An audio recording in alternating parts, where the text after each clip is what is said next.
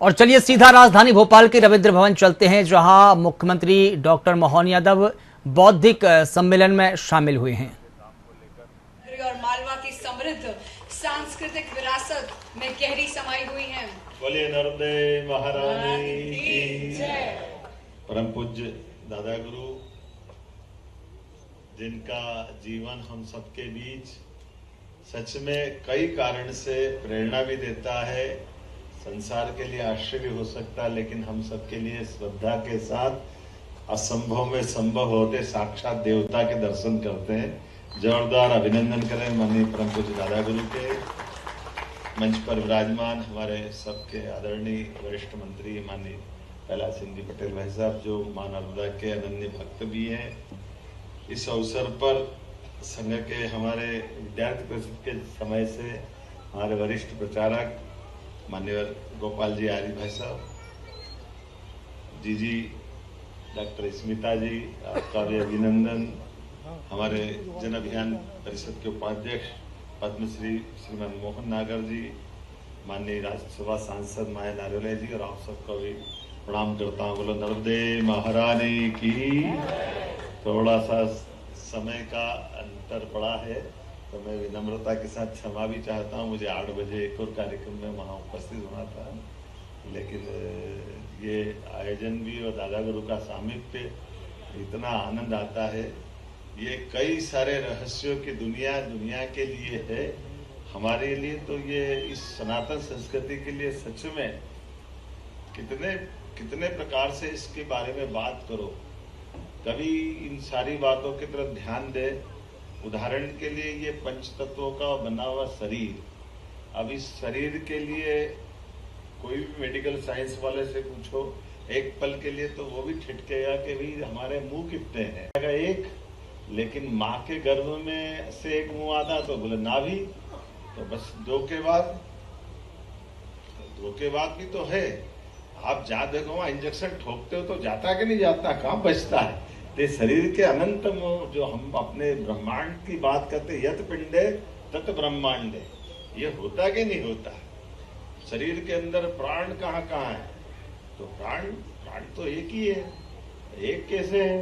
अभी वेंटिलेटर पे जाओ तो ब्रेन गया तो बाकी चल रहा है, हार्ट गया तो बाकी सब चल रहा है, और हार्ट से नाभि तक का हिस्सा, लंग्स गए, कोविड में सबने भुगता है तो अपने को ध्यान में आता है। नाभि से नीचे का हिस्सा, ये 4 प्राण, तो 5 प्राण की बात जो घटते पंच प्राण वो कहाँ से आएंगे। तो ये अपने सारे शरीर के अंदर से तो है। ये 5 तत्वों का संसार, अब 5 तत्वों में से हर एक प्रधान तत्व, और प्रधान तत्व के पीछे 4 तत्व, ये हर एक जगह हर एक स्थान पे अस्तित्व में।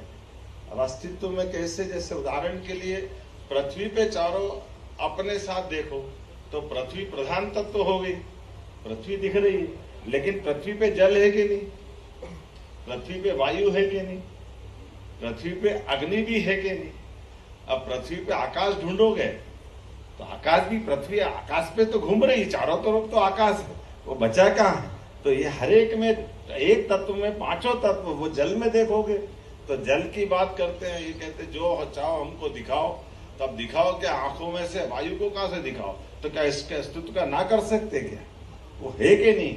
और वायु में अगर आप देखो तो एसी का से चलते, उसकी हवा के अंदर से तो नमी निकालते हैं, तो उसी में से छिपा हुआ है। और मैं और आप बोल रहा हूँ, सुन रहा हूँ, तो आप अपने भले कानों से बोल रहे, सुनने की बात करोगे, लेकिन ये अगर वायु बीच में नहीं हो तो मेरी आवाज ही आज तक आप तक नहीं जाएगी। ये गुरुत्वाकर्षण को बांधने की ताकत कहाँ से आती, ये वायु तत्व तो बीच में से हमारे बीच, ये 5 तत्व हर एक तत्व में है, और इसका जीता जागता प्रमाण हमारे दादा गुरु है। मैं वास्तव में आपको प्रणाम करता हूँ।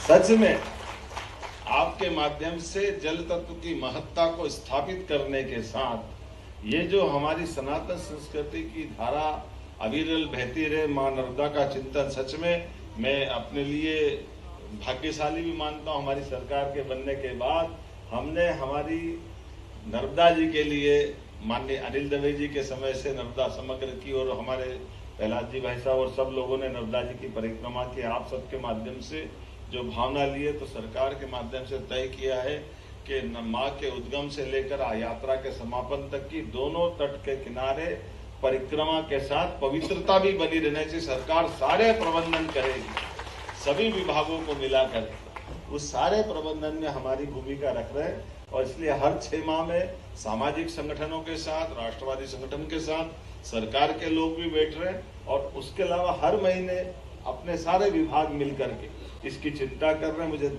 इस बात का संतोष है, लगभग 2 वर्ष हो रहे हैं हम इस पर बहुत ठोस काम कर रहे हैं।